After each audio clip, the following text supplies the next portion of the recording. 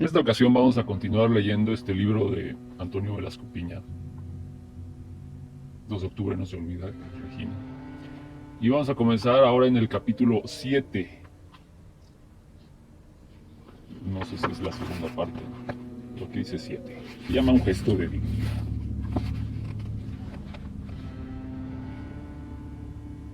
Y él comienza así. El ingeniero Javier Barros Sierra, rector de la Universidad Nacional Autónoma de México, poseía sin lugar a dudas una de las inteligencias más brillantes del país. No solo era inteligente, recio carácter y una gran altura de miras, completaban una personalidad en verdad relevante.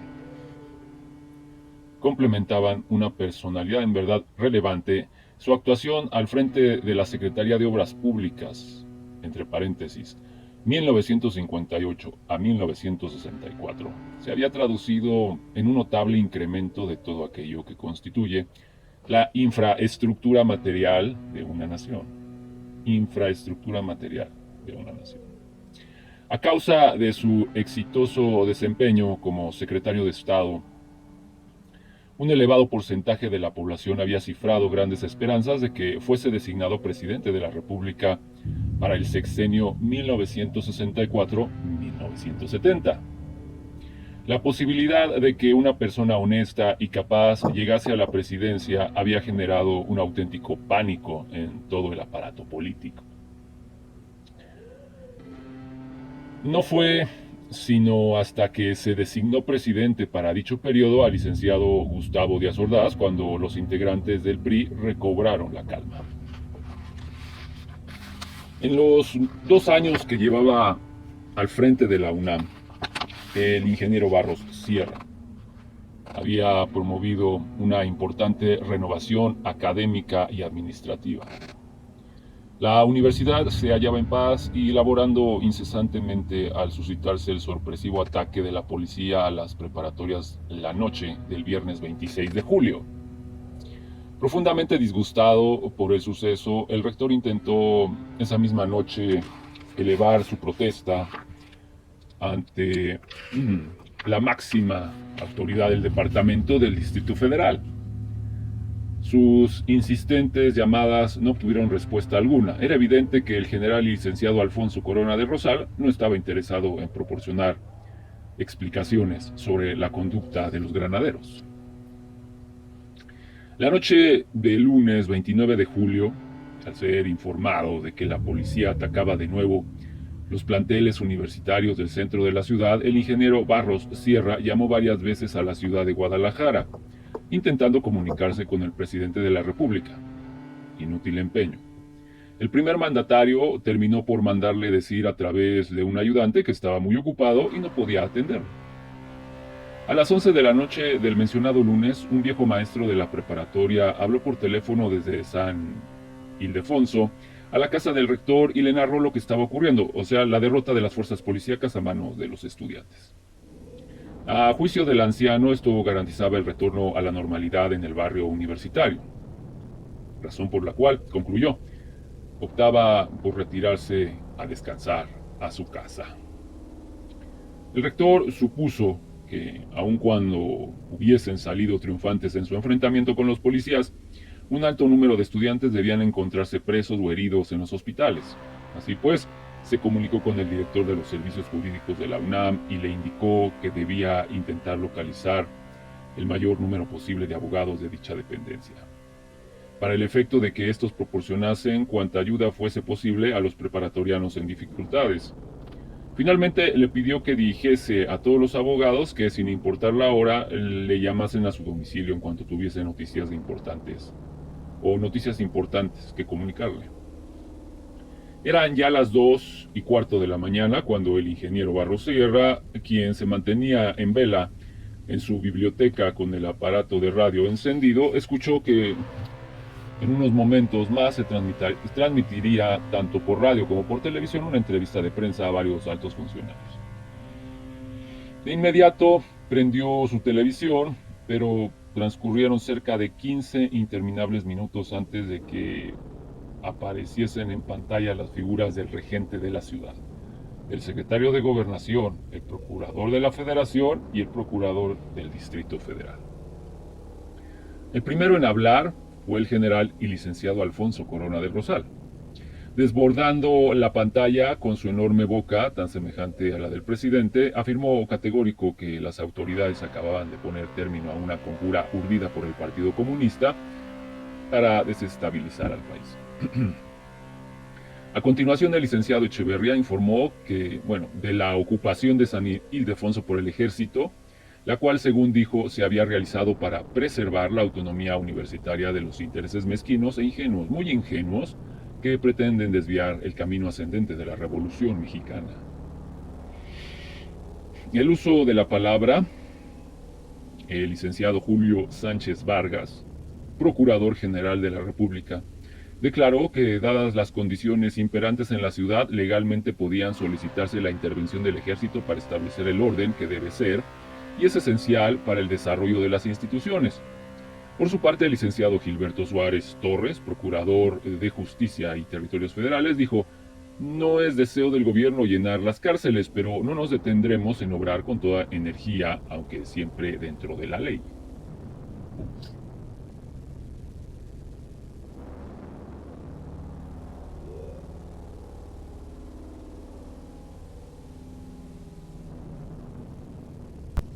Faltaban aún las declaraciones del secretario de Defensa o de la Defensa Nacional o de la Defensa, general Marcelino García Barragán.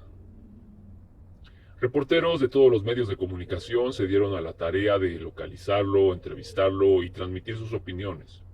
El militar comenzó afirmando que los estudiantes se dejaron arrastrar por pasiones personales.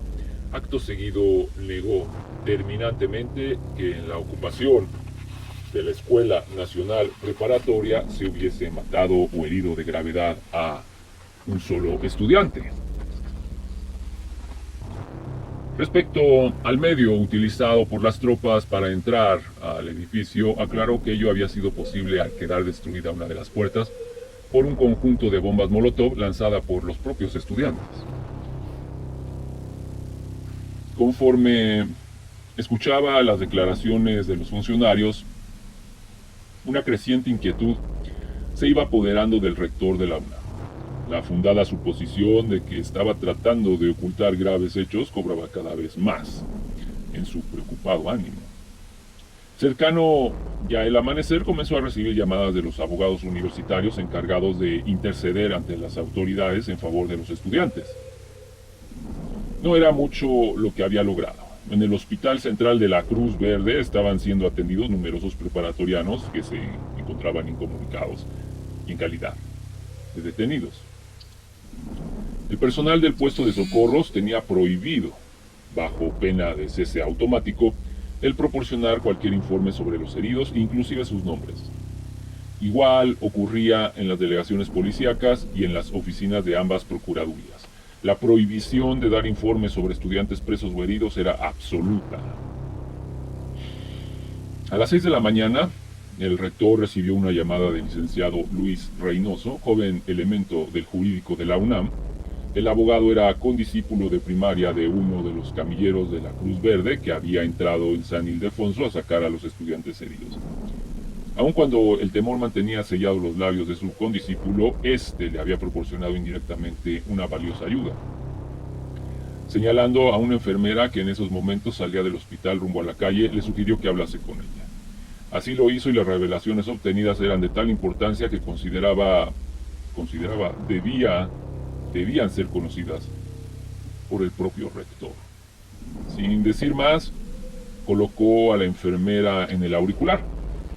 El ingeniero Barros Sierra escuchó una grata voz femenina que reflejaba a la vez una enorme tensión nerviosa y un gran esfuerzo por mantener bajo control sus emociones. La propietaria de la voz dijo llamarse Leticia Rojas Jiménez, ser enfermera del ISSSTE y no de la Cruz Verde como en un principio supusiera el rector, de haber estado prestando sus servicios como voluntaria en San Ildefonso al momento en que las tropas efectuaran su asalto. La toma de la preparatoria había sido algo espantoso, afirmó con estremecido acento. Al parecer, los soldados habían abierto la puerta de un bombazo. Los estudiantes que custodiaban la escuela se hallaban situados precisamente atrás de la puerta bombardeada y por ello habían recibido de lleno el impacto del proyectil. Finalizó afirmando que más de 30 muchachos habían muerto y alrededor de unos 70 resultado heridos. Y alrededor de unos 70 resultaron heridos. El rector agradeció sinceramente la información recibida y tras de colgar el teléfono quedó largo rato inmóvil y absorto en toda clase de reflexiones.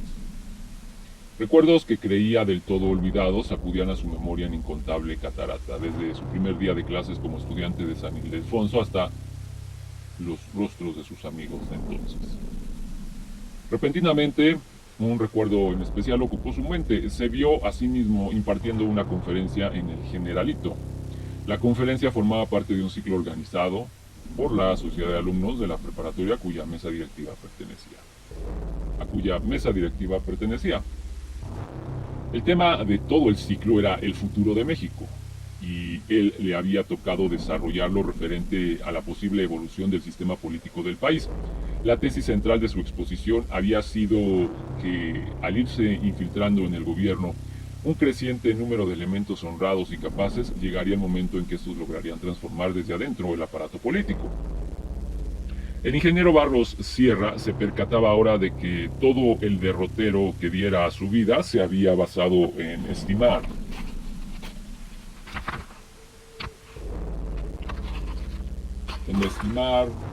como valedera la tesis que desarrollara en aquella conferencia. 35 años después, comprendía que su juvenil planteamiento había resultado erróneo. El ingreso al gobierno de personas aptas y honestas había reforzado al corrupto sistema político en lugar de transformarlo. Al igual que un barco pirata eleva su eficiencia al incorporar a su tripulación unos cuantos marineros capaces y honorables, los gobiernos provenientes del PRI habían mejorado su imagen sin cambiar un ápice sus objetivos. Pero el hecho de contar entre sus filas con algunos funcionarios competentes y probos,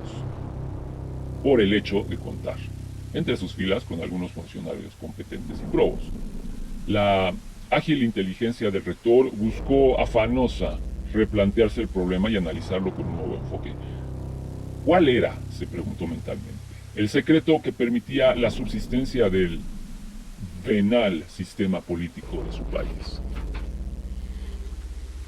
¿Cuál era, se preguntó mentalmente, el secreto que permitía la subsistencia del venal sistema político de su país? ¿Por qué resultaban siempre inútiles los esfuerzos que para renovarlo llevaban a cabo los funcionarios de buena fe? Acicateado por la preocupación que le dominaba, la mente del rector alcanzó un instante de superior lucidez, y entonces con clara precisión encontró la respuesta a las preguntas que se formulaban. Dicha respuesta podía sintetizarse en una sola palabra.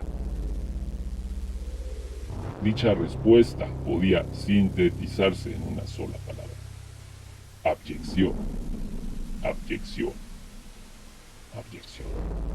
El secreto que explicaba tanto la permanencia de la corrupción oficial como la frustración de los intentos de regeneración derivaba de un hecho muy simple. El aparato gubernamental operaba como un inexorable mecanismo, el cual iba desposeyendo hasta del menor asomo la dignidad a todas las personas que en él colaboraban. La organización política del país semejaba una especie de enorme pirámide cuyo ascenso implicaba siempre una pérdida de integridad directamente proporcional a la altura alcanzada. El sistema podía darse el lujo de permitir hasta cierto límite el ascenso de personas honestas y capaces, pero nunca dignas. A mayor jerarquía, mayor grado de abyección. Esa era la regla fundamental y secreta que sustentaba el funcionamiento de toda la estructura política emanada del PRI. Una vez comprendido el verdadero origen de la inalterable corrupción que caracterizaba al gobierno, el ingeniero Barros Sierra se dio a la tarea de imaginar la realización de un gesto que entrañase exactamente lo contrario de lo que el sistema político representaba. Un gesto así, concluyó para sus adentros, pondría de manifiesto que siempre existía la posibilidad de lograr que en el futuro llegase a ser la dignidad y no la abyección, la fuerza que sustentase la acción de las autoridades.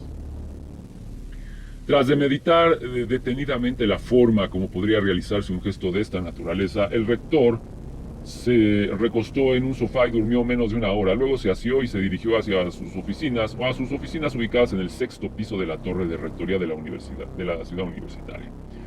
Al pie del edificio, un mural elaborado por el pintor Alfaro Siqueiros señalaba los años clave de la historia de México en los últimos 5 siglos: 1520, 1810, 1857 y 1910. El autor del mural había dejado un espacio en blanco con una interrogación, indicando así que ese espacio estaba destinado para anotar el año en que nuevamente ocurriesen en México históricos acontecimientos. Al contemplar el mural, el ingeniero Barros Sierra tuvo la certeza de que 1968 iba a ser el año destinado a ocupar el espacio vacío. La ciudad universitaria semejaba una especie de convulsionado hormiguero. El asalto por el ejército a San Ildefonso había generado una profunda conmoción en el ánimo de los estudiantes. La insistente negación del gobierno en el sentido de que dicho asalto hubiese ocasionado muertos constituía un juicio de todos los universitarios, un tácito reconocimiento de que en la operación había aparecido numerosos preparatorianos.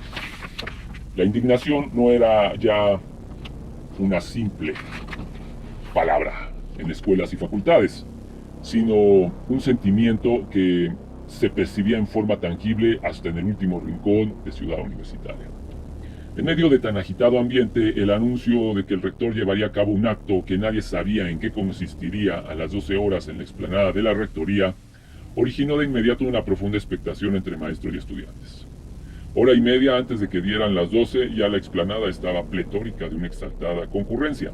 Numerosos periodistas aguardaban curiosos, preguntándose entre sí cuál sería la actitud que asumiría el rector ante los graves sucesos que le habían tocado una suerte o en suerte afrontar. Justo a la hora señalada, el ingeniero Barros Sierra descendió de la torre y se encaminó hasta el centro de la explanada. Sus pasos eran firmes y su rostro adusto. Llegando junto al asta bandera, comenzó a izar la enseña nacional, pero no lo hizo hasta la cúspide, sino que la dejó exactamente a la mitad, tal y como la tradición señala que debe hacerse en ocasiones luctuosas. A continuación, por si quedase duda sobre el simbolismo que deseaba dar al acto, afirmó con recio acento: hoy es un día de luto para la universidad. La autonomía está amenazada gravemente.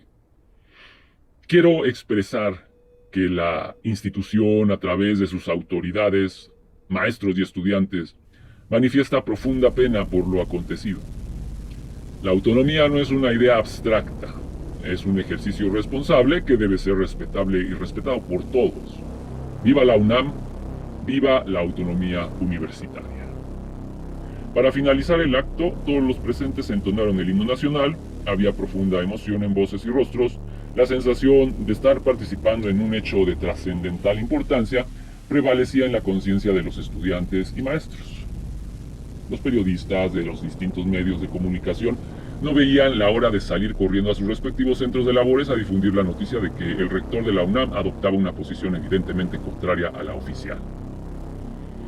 Sufrirían muy pronto una gran decepción. La noticia que ellos esperaban sería dada a conocer con amplia cobertura y grandes titulares. Alcanzó muy escasa difusión a través de los medios noticiosos convencionales. Los altos directivos de la televisión y de la radio optaron por no divulgarla, temerosos de que el hacerlo pudiese acarrearles serias represalias de las autoridades. Algunos periódicos publicaron, pero procuraron minimizarla e incluso deformarla, afirmando que el rector había izado la bandera a media asta por ser el aniversario de la muerte de don Miguel Hidalgo. No obstante, el digno gesto del ingeniero Barros Sierra llegó al conocimiento de un numeroso sector de la población.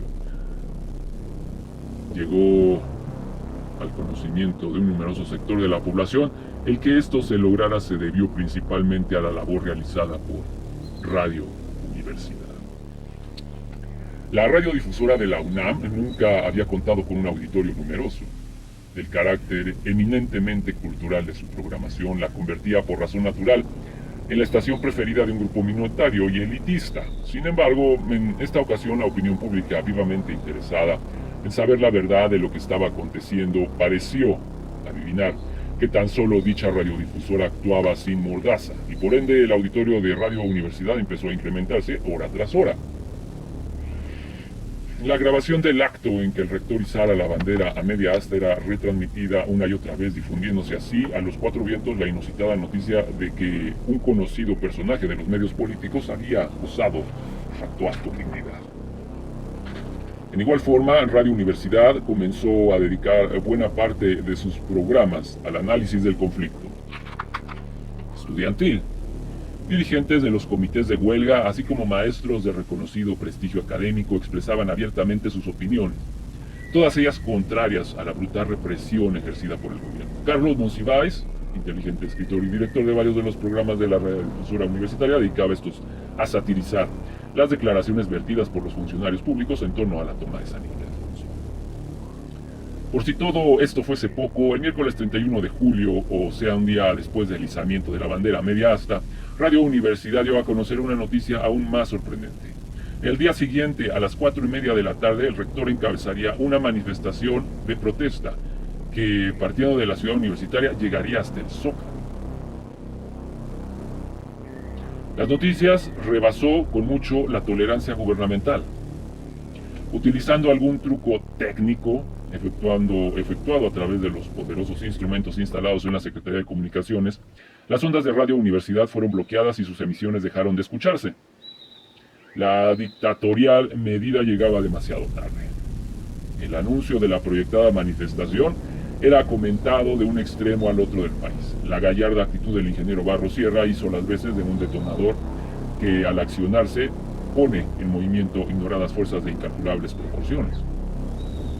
Estas fuerzas no solo eran importantes por su cuantía, sino por su evidente calidad, ya que incluía a la mayor parte de los intelectuales, artistas y profesionales del país, los cuales se movilizaron de inmediato para manifestar su posición ante el conflicto.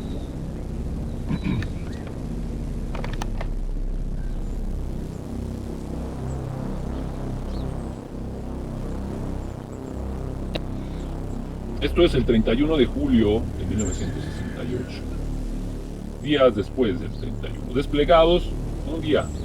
Dice, miércoles 31 de julio, o sea, un día después del izamiento de la bandera a media asta. Desplegados conteniendo los nombres de conocidas personalidades en los más variados campos de la ciencia y el arte, aparecieron en los principales diarios manifestando su repulsa a la represión y convocando a la marcha de protesta que encabezaría el rector. Las compañías aéreas vieron saturados sus vuelos que convergían en la capital de la República. Las carreteras se congestionaron muy pronto con largas caravanas de autobuses secuestrados por grupos estudiantiles deseosos de participar en la manifestación y pertenecientes a las instituciones educativas de los estados vecinos al Distrito Federal. Hasta el propio ingeniero Barros Sierra se encontraba asombrado ante la inusitada reacción por su gesto de dignidad había generado. Si el rector de la UNAM estaba sorprendido, el presidente de la República lo estaba mucho más. En un primer momento decidió retornar de inmediato a la capital, encarcelar al ingeniero Barros Sierra y disponer la ocupación militar de cuanto plantel educativo se encontrase en huelga. Tras pensarlo detenidamente, cambió de opinión. Empezaba a percatarse de que el estar momentáneamente alejado del lugar donde ocurrían los acontecimientos le otorgaba grandes ventajas. Cuanta orden estimase pertinente podía impartirla por la radio a sus funcionarios en la capital, y el hecho de no encontrarse presente en esta le permitiría hacer recaer la culpa sobre dichos funcionarios si las medidas adoptadas no daban el resultado esperado. Lo que más molestaba al licenciado Díaz Ordaz era la demostración de que el sistema político no constituía un mecanismo infalible para destruir la integridad de las personas que lo constituían. El gesto de dignidad del rector representaba una auténtica amenaza a la mitológica invencibilidad del PRI. Era necesario, por tanto, obtener una pública retracción del autor del sacrilegio o, de lo contrario, infligirle un ejemplar castigo. Actuando por indicaciones precisas del licenciado Díaz Ordaz, el secretario de Gobernación llamó por teléfono al ingeniero Barros Sierra la noche del miércoles 31 de julio. El señor presidente, afirmó el licenciado Echeverría con engolado acento, exigía al rector una declaración ante los medios de información en la cual dijese que el asalto de las tropas de San Ildefonso de ninguna manera implicaban una violación a la autonomía universitaria y que jamás había pensado en participar en una manifestación de protesta por ese hecho. Debía también, concluyó, patentizar su absoluta confianza en que el primer mandatario sabía encontrar, con la sabiduría y prudencia que le eran características, la adecuada solución al problema estudiantil. El rector escuchó pacientemente la larga perorata del secretario de Gobernación. Al concluir, esta se limitó a decirle que la Constitución de la República otorgaba a todos los ciudadanos el derecho de participar en manifestaciones, razón por la cual ninguna autoridad, incluido el presidente, estaba facultado para decidir respecto a quienes podían concurrir a un acto de esta naturaleza y quienes no podían hacerlo. La respuesta del ingeniero Barros Sierra provocó la indignación del licenciado Echeverría. Está muy bien, replicó, entonces haga lo que quiera y aténgase a las consecuencias. Dicho esto, colgó de un golpe. En cuanto el primer mandatario fue informado por el secretario de Gobernación de la negativa del rector a rectificar su actitud, decidió actuar con la máxima energía y resolver de una vez por todas el molesto conflicto. A través de la radio impartió instrucciones al secretario de Defensa ordenándole que procediese a implementar una trampa mortal que aniquilase al mayor número posible de los asistentes a la manifestación que habría de efectuarse al día siguiente. Para lograr este fin, autorizaba el empleo de cuanto armamento y elementos de tropa fuesen necesarios.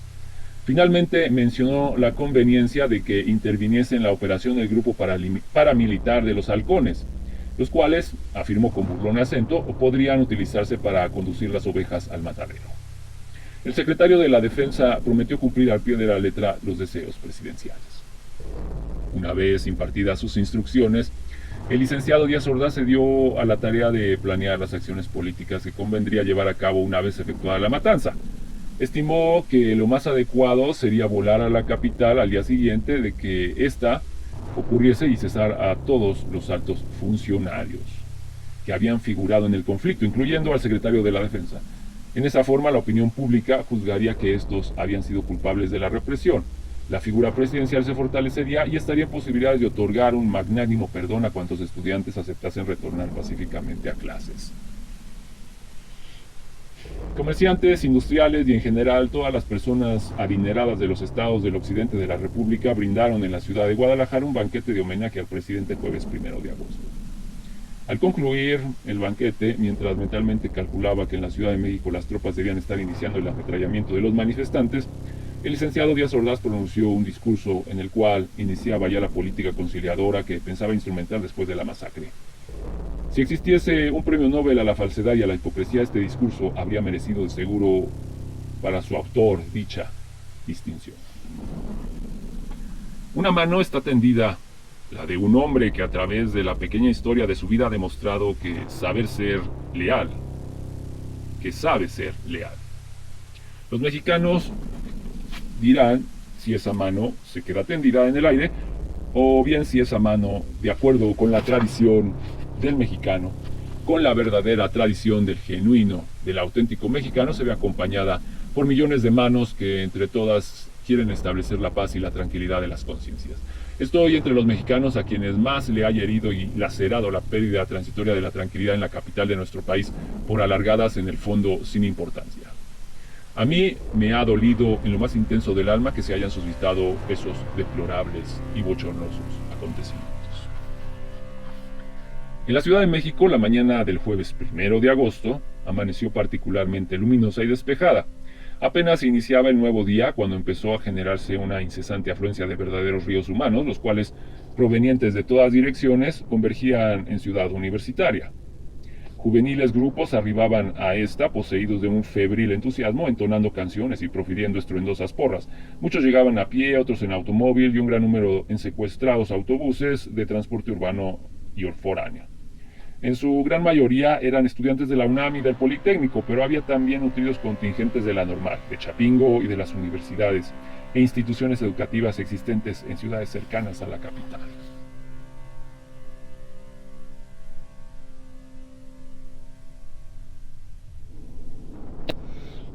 Esto es el 31 de julio de 1968, días después del 31. Desplegados un día, dice miércoles 31 de julio, o sea, un día después del izamiento de la bandera a media asta.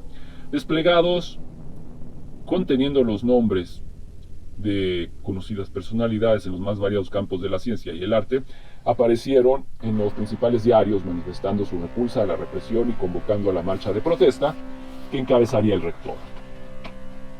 Las compañías aéreas vieron saturados sus vuelos que convergían en la capital de la República. Las carreteras se congestionaron muy pronto con largas caravanas de autobuses secuestrados por grupos estudiantiles deseosos de participar en la manifestación y pertenecientes a las instituciones educativas de los estados vecinos al Distrito Federal. Hasta el propio ingeniero Barros Sierra se encontraba asombrado ante la inusitada reacción por su gesto de dignidad que había generado.